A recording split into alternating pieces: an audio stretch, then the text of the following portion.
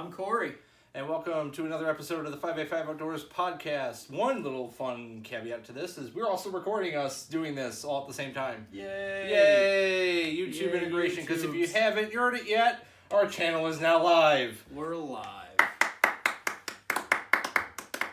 That was us giving ourselves a round of applause for finally not being lazy. Yep. So on this episode today, we're going to talk about something that I have been very, very, just patiently but impatiently waiting for. Oh, just you? You too. Yep. Because you finally done did it. I finally done did it. Finally, Cory has now joined the Brotherhood of Bow Hunters. I'm doing it. I'm going in hard and fast. Hard and fast. Hard and fast. So hard. High so speed, fast. low drag. Or high drag, low speed. Yeah. The combination. Combination of both. Yeah. So, he bought a bow. I did. So, what is the bow that you bought? It is a Hoyt Nitrum Turbo. It's a used bow. I got it for $300. I got it at Bullseye Archery in Bloomfield, New York, off of 5 and 20. I'm very happy with it. I had a bow given to me by a good family friend, and unfortunately the bow was too long for me, and the business of that bow went under. So there's no part support, so I couldn't really adjust it or anything. So he set me up with a good bow, and I really like how he sold it to me, because I didn't feel like I was dealing with a salesman. I felt like I was dealing with like a good friend and just an experienced hunter trying to point me in the right direction. He also showed me the most expensive bows first, and then kind of like went down the list, and I think I shot the MXR, and I was like, oh man, I really like this. And he's just like, hold on, I got one thing. And he brought out this bow for me, and he's like, yeah, I'll give you basically a full package for, excluding the arrows, a full package for like $300. I was like, okay, let me shoot it. I shot it, and I loved it. It's about 4 or 5 years old. It's a little bit heavier than some of the real modern bows, but that's okay. Yeah, I'm super excited with it. I'm super excited with the company that I bought it from. Yeah, because when you did go buy that bow, and Rich actually told me what it was, and I was like, what? Yeah, I basically bought it based off the look on his face, and I was like, oh, okay. Yeah. All right. Yeah, I'll look into that. All right. Mean, that is a solid bow. So when it first came out, about 2015, so it's 4 years old. Yep. When it came out, it was at that top dollar, $900 grand price point range. Yeah, so, that's pretty nuts. Yeah. So it's no slouch. Even though it's used, it's no slouch. And you actually have now done something that I have yet to do. You Robin Hooded a goddamn arrow. I did do that. Bastard. I did it twice. You did it twice? I did it twice last time. God damn it, Cory. I got pictures. I got pictures. So, we went over what you bought, what you had, why you bought it. Now, I guess my question is, how long have you wanted to get into bow hunting? I've wanted to really get into bow hunting, like seriously get into it for about 5 years, basically since I got out of the Army. And the first couple seasons I had deer hunting with rifle and shotgun, I was like looking at all my bow hunter friends, and they had so much success, and their season was longer. And I really wanted to get into it because I just wanted to extend that whitetail season a little bit longer. And I just think archery's cool. I've always been a decent archer, and I really wanted to test myself. And the biggest constraint that I had, honestly, was money and time. And the time aspect comes from the bow hunter education course. New York's bow hunting education course is offered a lot in the spring, and I was super busy during the spring, and the seats for these bow courses, they're usually about 25 to 30, and the seats sell, like they don't sell out, but they close like ridiculously fast. The class that I signed up for was 25 people, and that class closed, the seats closed in 8 minutes. So as soon as that class opened, people were just basically waiting. and I got on at like 8 in the morning, and I was like, oh shit, oh shit, oh shit. And I signed up for the class and finally got it done. And the bow hunter education course was, at least mine, I don't know how other New Yorkers experienced it, but mine was all stuff I already knew because I already had a bow hunter's education. I already had a hunter safety course. So the bow hunter education course was just so much overlap. It was all stuff that, I already knew, and very little about the animal, very little about field dressing. Basically, the class went over the parts of bows and not much in depth for that. And the instructor showed us some videos, and I was really not impressed by the course and kind of disappointed almost. Maybe because of my education background, I just had higher expectations.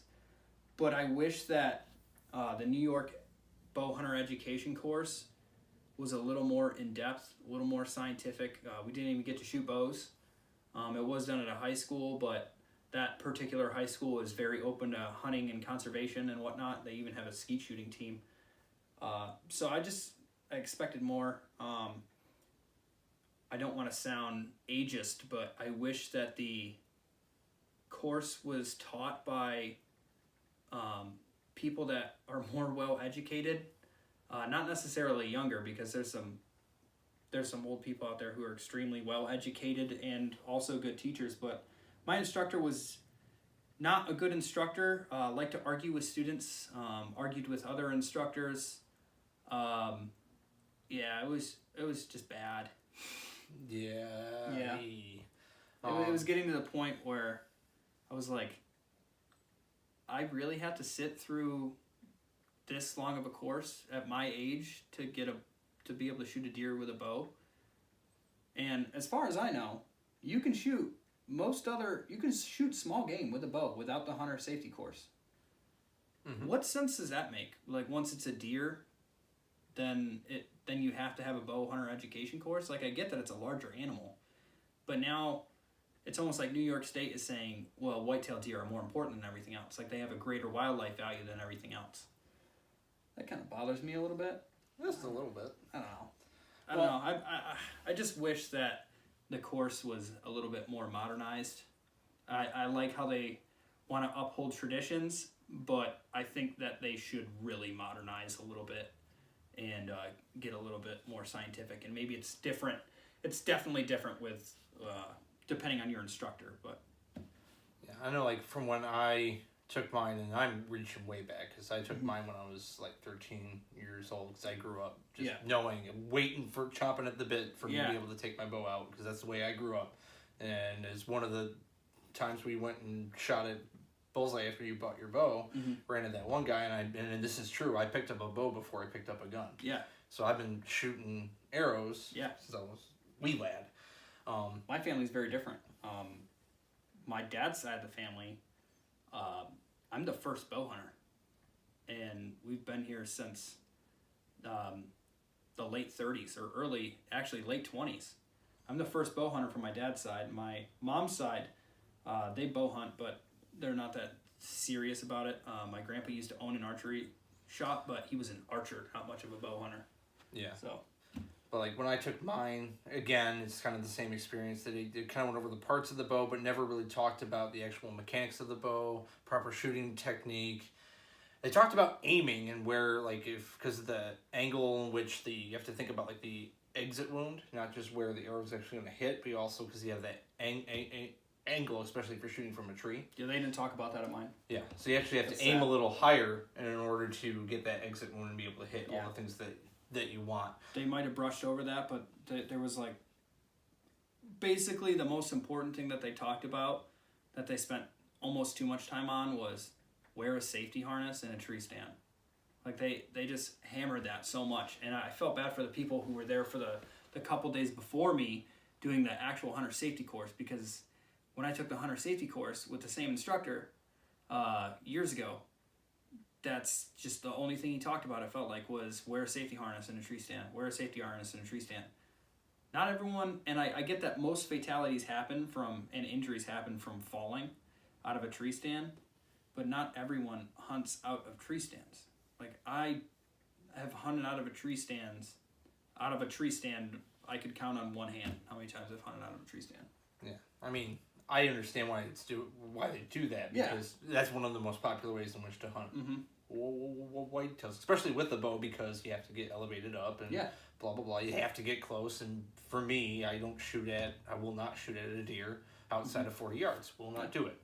So, got that. But I just wish they actually went over more of the actual things that make archery or bow hunting different than shooting a gun. Yeah. Do you know how to read a spine chart? They didn't show us that. They didn't show you that. No, they said look it up. Google it. They talk about how to tune arrows and do all that, all the technical stuff that would kind of talk about that. Okay. Yeah, but I guess now thinking about it, in retrospect, they didn't really talk about that when you were talking about hunter safety course. They talk about using like the properly chambered round, how to check that on your gun to see, like, if you have a shotgun, make sure you're not putting 3.5 shells in a barrel that's only meant to have 3-inch shells, because that could be very bad. The instructor even admitted that his wife shoots underneath the poundage limit. That he literally, the state one? Yeah. He was like, my wife doesn't shoot 35 pounds. She shoots 32. I was like, come on, man. Yeah. But it's okay because she's a damn good shot. That was his excuse. That's not a good excuse. I mean, if there's that, but that's because what I was kind of thinking what you were doing, which is a popular thing, is if your bow maxes out at 70 pounds, or you can pull a bow back that's, like for me, 70 pounds, but I choose to pick a bow that only has a max of 65 just because it's easier for me to pull back and then hold it. Yeah. That's way different than the legal poundage limit you're supposed to be able to shoot at things. Yep. It's like basically trying to shoot a white-tailed deer with like a 22. Don't do that. That's bad. That's no. Anything is possible, but why take the risk? Yeah. Which actually leads to, whereas we're talking about the course, a little gripe that I have. Because I actually have another co-worker of mine that wants to get into hunting, and one of the things that she's running into is the same kind of deal, where the classes go up, the ones that are local fill up really fast. Real quick, yep. Other than that, like the DEC, like they have them, but it's all over the flipping map. All over the state, not a whole lot of local ones, which actually can be attributed to a couple different things. I did look into what it would take to become like an instructor from this issue that he experienced and my coworker experienced. And it's a volunteer position. You don't get paid. But the state employees at toll booths, they get paid like $27 an hour to either press a button or hand you a ticket and some change. But we don't pay our conservation instructors to teach kids how to kill animals with weapons. That's a problem. That is a problem. We would rather put money into so much else other than conservation. And New York State's one of the good states for conservation. We put a lot of money into it. We do a lot of stuff for it. We generate a lot of revenue in New York State for conservation, yet we don't have paid instructors. Yeah. And that also leads into the reason why there's probably not a lot of guys that instruct, which is the reason why there's not a whole lot of classes that are around here, which makes it really easy for that barrier to entry for new hunters to come in. That's a problem. That's a serious problem. Because I know plenty of people, well, not plenty, but I know a number of people that have kind of come out of the woodwork now that they know what I do. And they're like, I kind of want to get into that. And then I start going through the process, and I'm like, hey, well, keep a lookout. Like back in when I was going through it, I found my hunter safety course and the bow hunter safety course. I didn't use the DEC site to find it. It was actually through like a bunch of the town hall, like youth rec programs and stuff like that. They had that. Yeah.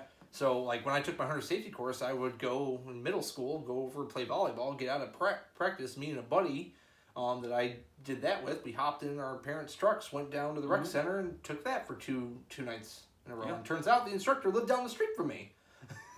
So, but those days are kind of gone now, and that's a problem that needs to be addressed. That is the end of that gripe. Yep. End of that, right? Yeah, we'll end that. But it was something that we've been dying to talk about. Yeah. So now, looking forward to this coming fall, because now that you have a bow, you have the permit. You have to get that. Permit. You have now extended your hunting season, and we can hunt together with bows in our hands. Yep. What are some of your goals for this fall, and then some of your fears? And you can start with whatever one that you want. I'll probably go back and forth a little bit. My goal, which might be obvious to you, is to shoot at least one deer with a bow. And my goal is to make it a clean shot and a good kill. Don't really care about if it's a buck or a doe. My fear is having a bad shot, and my other fear is being too afraid, gun shy, if you will, of taking that shot at a deer, which leads to a goal, which is to practice enough where I feel comfortable taking an animal at that 40-yard range or less. So I'm gonna basically create a regimen of practice and accuracy and following the tenets of marksmanship. And right now I've been shooting at least once a week, and that's only because I'm in the process of moving and I'm a double major at college. So yeah, little busy right now, and I know those are piss poor shitty excuses, but as soon as I get more time after this move, I'm gonna be literally down the street from Bullseye Archery, and I'll be shooting hopefully like 50 arrows a day, like 5 times a week. Oh, it's actually very easy. Like once you get a target, and I know because I've been to the house that you're gonna move to. Once you get there, as soon as you get home, just go out, shoot 10 arrows. It doesn't matter. Just shoot 10. Just get some eager time in every single day. That's what I did this past year. Because I can tell you right now, your goals and your fears have been mine for a long time. And I know I kind of talked about this on some other podcasts where kind of that fear, that gun shy of like making a bad shot, thankfully, I have not made a wounding shot on a deer, but I have missed plenty of times. Yep. And I've had a lot of close calls plenty of times. Yep. And finally, I just kind of reached a point in my bow hunting career and just like maturity wise where I just finally was just like, no, I'm going to take get really freaking good and I'm going to kill a deer. And that is exactly what I did. The same thing applies with gun hunting too. Mm-hmm. If you've never shot a gun and you go out and try and shoot a deer, you're making a bad choice. And you might be a crack shot, and it might not be that horrible of a situation. Let's say you've been shooting the same type of rifle forever, and you go out and you bore sight it, the same type of rifle you've been using your whole life, and then you shoot a deer. That's an extreme situation. But you really should test your equipment, sight in your gun, and just make damn sure that you're on, because when you're off, you're putting the animal at risk and other people at risk. So be proficient with your weapon. Yep. And that is with tools in general. Just be proficient with tools. Be good at something. Especially because a lot of people make arguments about like bow hunting, saying it's not as ethical, which has some merit. I can kind of see it. Not as ethical as using a gun. Yeah. Because bullets cause way more different kinds of varieties of internal injuries than an arrow that just kind of cuts. Yeah, which is part of the reason why it took me so long to get into bow hunting, because there was part of me at one point that was thinking, I can do so much damage with a 308, and I can put deer down immediately with large caliber rifles. That idea dances around in my head so much. Like I have a nice New York compliant AR that I really wanted to hunt deer with forever because it's a tack driver. It's just accurate. It's super lightweight, but it's 5.56, and that's such a small caliber, and it's almost, some would say that it's less ethical than hunting with a bow. You got to do that math. You got to figure out how much weight, the velocity of that, and the energy transfer to that animal you got to make sure that you're doing the right thing. That's exactly why 22s are pretty much banned nationwide to hunt with. 22 long rifle. 22 250, I think there's a little difference. Once you start getting up to the higher velocity 22 rounds and the longer 22 rounds, then things change. But ethics. Yeah. But definitely like that shot placement kind of thing, and just being consistent with that, because that's a whole nother kind of thing. Because like when you're shooting a gun, not trying to go turn this into a gun versus bow kind of thing. That's not what I'm trying to do. Just my experience. Well, for a lot of people it is. But a lot of people it is, but it's much more intimate. Yeah. To me, it's much more intimate, because you're literally cocking the weapon back as the animals approaching,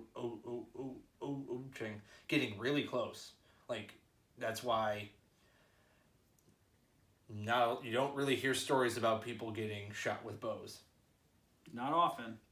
Not often. And you should never, because unless you are a fucking dipshit, or you're blind and your spotter hunter person is a dipshit and just like wants to set you up for murder or some shit. Basically the animal has to come within 30 yards, and you should better damn well be able to identify the goddamn thing. Yeah. And it makes it personal. Yeah. It's much, well, not more personal, but intimate. Intimate. I like that word. Intimate. Brings a little more intimacy. We were talking about the intimacy of fungi today with plants. You're such a nerd. Sorry. My don't my instructor kept using that word, intimacy. Don't apologize. Intimacy. Talking about the dude's in love with fungi. Can you say fungi one more time? Fungi. Oh, there we go. I'm done. Or fungi if you're from the West Coast. Okay. All right. He's a West Coast guy. He's a West Coast guy. Fungi? Fungi. Oh, he's a fun guy. He's a fun guy. I'm funny, not really. No, I liked it. Okay, so now on to the next thing, and this is the thing that I am really waiting for, and your wallet's gonna hate you. Has the archery bug bit you yet? It's like a tick. It bit, and it's just gonna drive deeper. Yeah, I'm bit. I mostly just want to pay this guy off. Actually, I did pay it off. But yeah, it's gonna bite. I want to shoot this bow. I really try and save money where I can, so I'm probably gonna shoot this bow until I'm just sick of it. And then I'll probably get something in 5 years from now that's 5 years old again. Like 5 years from now, I'll probably get an MXR. Yeah. Well, depending on how things go with me. But arrows, that's something I'm going to spend a lot of money on when I need to, and I won't hesitate. I could definitely see myself replacing the sight. This sight's pretty good, but I know there's better sights out there. The stabilizer, I know that this isn't it's a decent stabilizer. I have no idea what it is, but I know that there's, better tech out there. I might paint this bow, which doesn't really cost money, but this bow used to be silver with black and red accents, and like these guys are carbon fiber. I really like the red and black, but I kind of want to, I might change it up a little bit. Might give it a little camouflage. That'd be kind of cool to do. Yeah, it'd be pretty cool. Like even if I just stuck with the black, repainted the black, I might change out the grip and then give it like some gray striping just to break up the pattern a little bit. I don't think the deer will see it that much, but you never know, No, I don't think the deer will really notice that, but if you want to hunt turkeys... this red might be a problem. a bit. Yeah, you're really not supposed to wear red when you turkey hunt. No. And that applies to your tool as well, and gear. So, I don't know. Let's talk about arrows for a bit, because I like arrows. I love arrows. That is my shit. You're into them. I like building my arrows. Yeah. It's basically like reloading your own gun rounds. Yeah. You're customizing your projectile. For sure. And that is something that he's actually... The arrows you currently shoot are actually the byproduct of my science. Yeah. I got his hand-me-downs. Yeah, they shoot really well, though. They do. They shoot excellent. Yeah. I broke one of them the other day. But... Yeah, because you Robin Hooded it, you fucker. Sorry. Sorry, this is not a children's show. Sorry, I'll tone back my harsh fucking language. Just kidding, not really. Calm the fuck down, dude. Oh, fuck you. Please? Okay. The camera's going. Alright. Okay, no. That's too far. We'll be uploading this to Pornhub. No, we're not. But at least when I'm going to talk about the arrows, and then this is the really nerdy side of it, and this is where I say your wallet's going to hate you. Yeah. Once you... The bow's like the biggest part, but that... Shooting a bow is shooting a bow, but it's that trying to perfectly tune and find that projectile that flies just right. Yeah. And then just having that personal connection to the projectiles that you shoot. Wow, I sound like a psychopath. We all do. We all do. Okay. But, so recently, by the time this goes up, actually no, not by the time this goes up, I do have a video where I go over the arrow builds that I used to hunt with actually this past year. Talking about the components, the shaft I used, blah. Doing some digging and through some of my tinkering myself and just my own kind of curiosity from a scientific standpoint, I discovered that according to, alright, back up. So watching a video from John Udley, if you don't know who he is, Knock on Archery, check that out. He sells like his own like shaft kits, like a dozen of the FMJ shafts or the Axis shafts. Okay. With his own branding on it, but within those kits he puts in the brass insert, a couple of other things. Where typically as you buy these arrows, they come standard with the 15 grain aluminum insert, blah. They're a little on the pricey side, about like $160, $180, but regardless of that, for a dozen.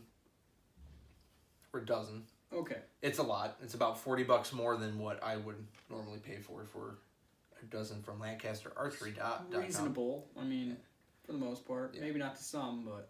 Yeah. But, through when he was building the actual kits and stuff like that, he actually developed his own spine chart.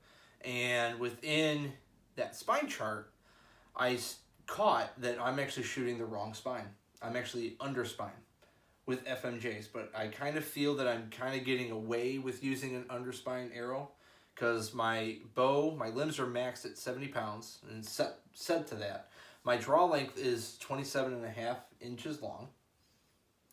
And so it's maybe not quite shooting that full 70 pounds and that full speed, but also kind of taking into account a little bit of the materials in which the FMJ is actually made of, which is that carbon core that's covered with an aluminum sleeve that kind of goes over top of the carbon core there. So it's has a little bit more rigidity than versus an Axis, which is an all carbon shaft. But I found on the Google, on the interwebs, an archery calculator kind of thing where you put the speed, draw length, poundage, and then like the weight on your string. So I just kind of leave that alone. But I try to figure out like the kinetic energy when I shoot like the various arrow weights. Mm-hmm. So my current hunting arrow is out at 498 grains total. Everything on that, 498 grains. If I were to outfit an Axis shaft, properly spined Axis shaft, that 300 spine, it would come out to be about 472.93 grains. Okay. And the difference between that in terms of kinetic energy is the Axis shaft would give me 0.5 more foot-pounds of kinetic energy versus the current arrow that I currently shoot that hits like a fucking hammer.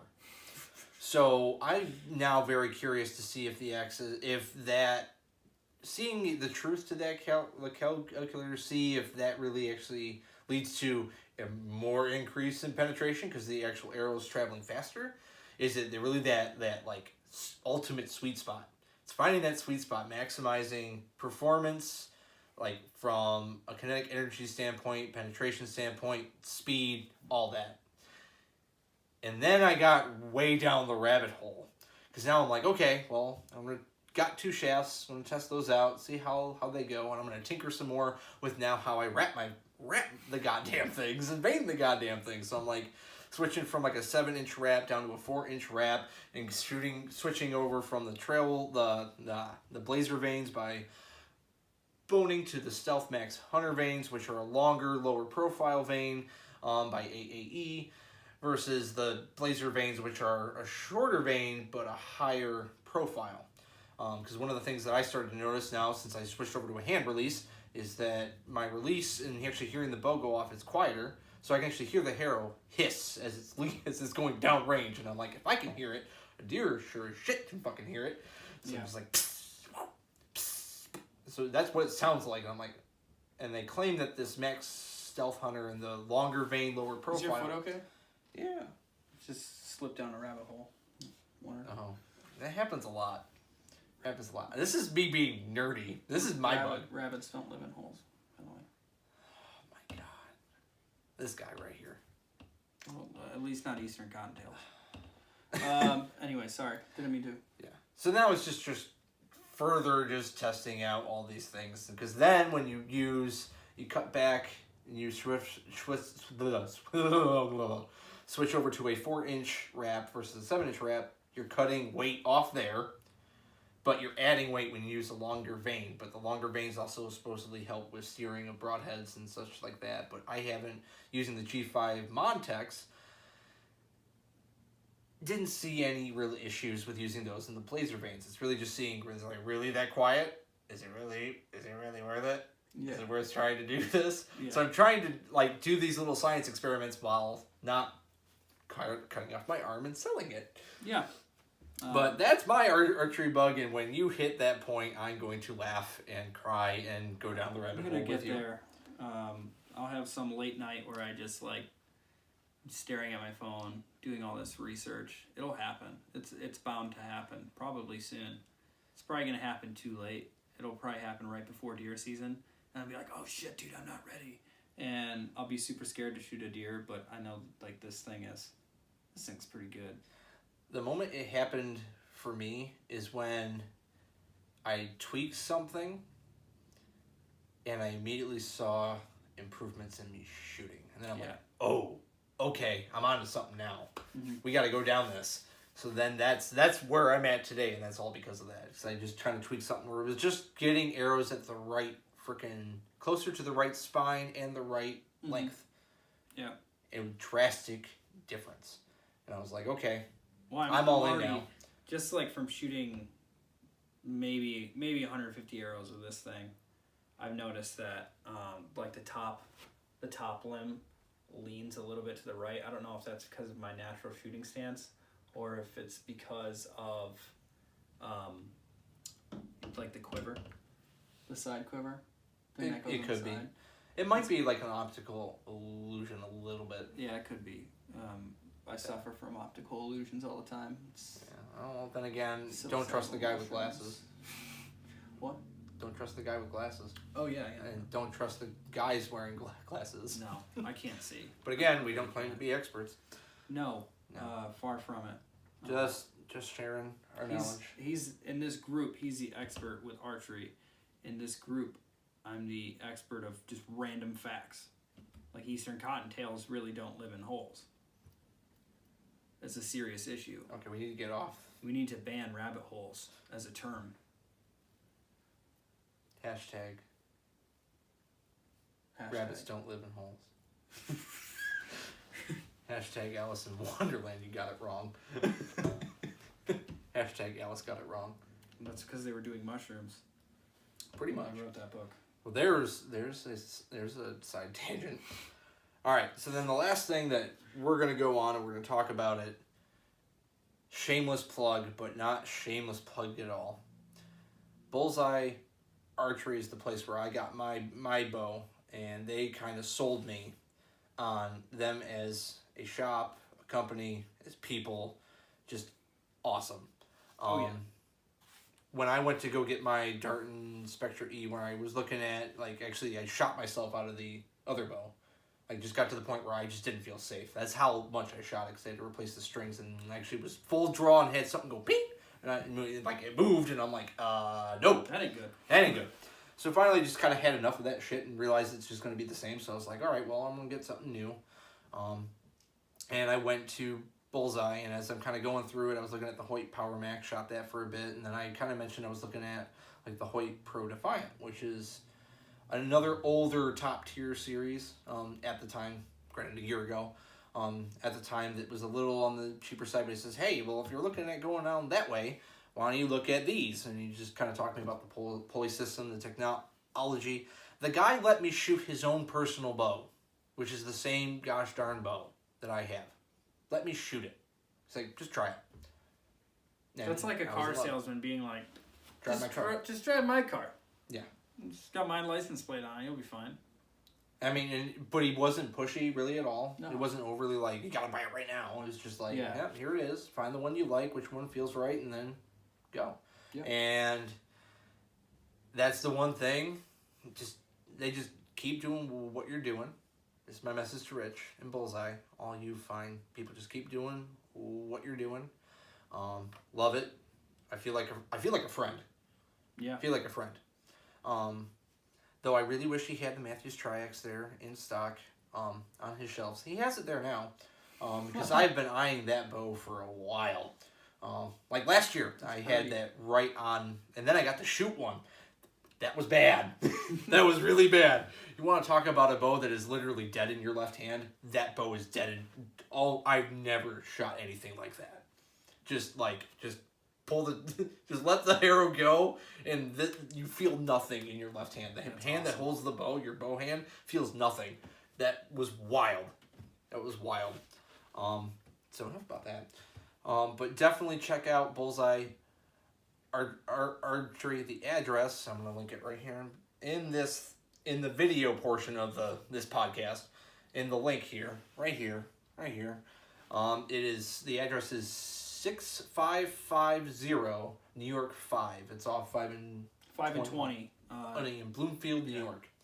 When you get there, it's also the same address as the outdoor store, but when you pull in, it's down towards the back. They have an outdoor range that I believe is free to shoot. They have an indoor range, which costs about $10-15. Just talk to Rich. They carry all the top-of-line brands. They carry Matthews. They can carry Hoyt. They carry Mission. They carry PSC. They carry Bear. Everything else, a bunch of sights, stabilizers, everything that you would need, including arrows. And they're just really super knowledgeable about archery. And just please, if you watch this and you're in the Rochester area, or if you're a visitor, whatever, blah, blah, blah, anybody, go to Bullseye Archery in Bloomfield, New York. You will not regret it. I promise you. And one of the cool things about Bullseye, if you're an average Joe and you want that high-end bow, they let you pay it off. They even let you shoot it there. You put, let's say you're buying like $1,000 bow. You put $100 down on that thing. You can go there once a month or however much you want, and you can shoot it. And then once a month, then you owe them, I think, at least $100. Basically, you can put... minimum is $100 down. You can put more down if you want, and then pay $100 a month. Caveat is the bow cannot leave the store, but you can go there and shoot it as often as you would like. That's a legit deal. So that's like renting a Corvette before buying it. Yep, that's literally might be what I do for my next bow. Get the top dollar one. I still have mine. It works fucking dandy as shit. Mm-hmm. Maybe I'll do that with the Tri-X. Gotta wait a little bit though. Put like $100 down. 9 months, it's paid off. And I have a brand new baby. Yep. Literally 9 months. Pun intended. Damn. You're gonna be a father. I'm lame. I'm lame. That was bad. Not yet. Not yet. That's father of a bow. Matthews Tri-X, hopefully. Yeah. I don't know the names of stuff yet. You'll get there. I'm too busy learning Latin. Yeah. I don't know bow names yet. But yeah, so that's gonna wrap this podcast up. He finally done did it, guys. Finally done did it. Gals. He finally done did it. I did it. I got myself a bow. Fun fact, Cory is the first person I have ever, out of all my friends, I've ever shot a bow with besides my dad. That's pretty cool. You are the first person that I'm going to be able to go into the woods with and stalk deer with bows in our hands, doing the primal things. Mm-hmm. I am so stoked for it. It's going to be wonderful. And I can't wait to watch you. It's going to be a journey. Yeah. I'm excited to grow. Mm-hmm. Tired of being 5'9"3/4. Also, random fun fact. Cory and I have the same exact fucking draw length. That's pretty cool. How does that fucking work? Genetics. Genetics. Well, you are my brother from another mother. Brother. You're my brother from another mother. Literally. Yep. But, so we're going to wrap this up here. So with that, I'm Ian. And I'm still Cory. And thank you for watching and listening.